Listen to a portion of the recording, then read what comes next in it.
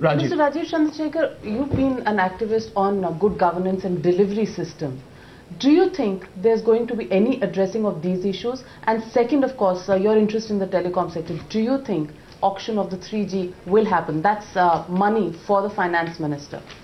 No, I think, taking from what Rahul said, and it has been discussed in the past as well, governance reforms is inevitable given where we find ourselves today. If there is clearly no flexibility or headroom available for additional spending without tightening the belt on government, if I can use that phrase. Yes. So governance reforms is inevitable. It's a question of what the finance minister lays out as an architecture of that and a time frame for that. I think all of that will not happen tomorrow. It will happen over the next 3-4 years. I don't have an interest in telecom. I have an academic interest in telecom. So let me clarify that. Yeah. The economic survey for the last 3 years has waxed eloquently about the need to auction spectrum, including this one. It's a no-brainer. I think people in the government understand that's the best way to, monetize a government asset like spectrum. Let's see if they do it. Like I said, the economic survey this time has proposed a number of far-reaching reforms. We need to figure out if the budget actually goes ahead and takes a lot of that and implements those. You wanted to what in? The auction will happen. It has to happen. If the disinvestment doesn't happen in this time, with this mandate, it will never happen.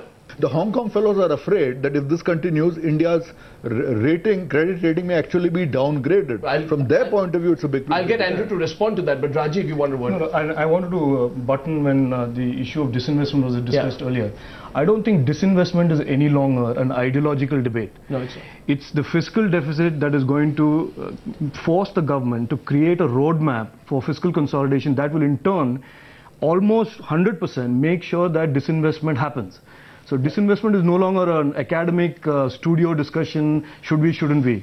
There is a fiscal deficit problem. I agree with Rahul that fiscal deficit problem cannot be solved overnight. Yeah. But this government will have to lay down a roadmap of fiscal consolidation. Okay. And disinvestment will fall into that. My question to you is, you think, Mr. Ahluwalia, that this employment will pick up? And specifically when we look at this budget, what are the steps that your government will be taking to handle these 6 million job losses last year and early this year?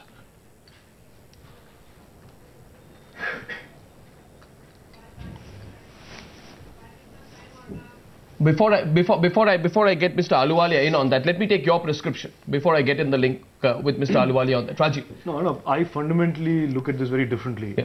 I don't see job creation as an objective. I see that as an outcome of sustainable economic growth.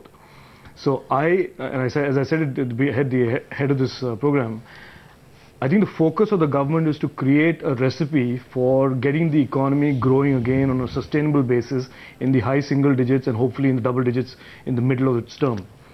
Jobs will automatically flow from it. The job losses in the last 1 year are a consequence of the economy, let's say, contracting. Shrinking.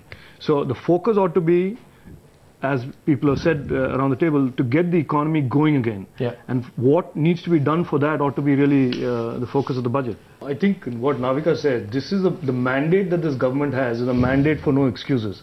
There is really no reason on earth why they can't do and unveil a whole series of reforms going forward.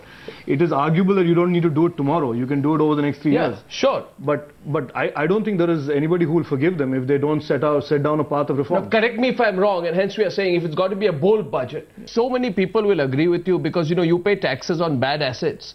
At a recessionary time when the markets are down, there's nothing worse for India's middle to upper middle class. Is there, Andy? Let me get in Rajeev on that. As Andy said, not closing thoughts, because these are opening thoughts this morning. Right. But nevertheless, where do you agree? My views are very clear. I think I agree with Rahul. This budget is a very important budget. The policy statements around the budget, I don't care so much about the numbers.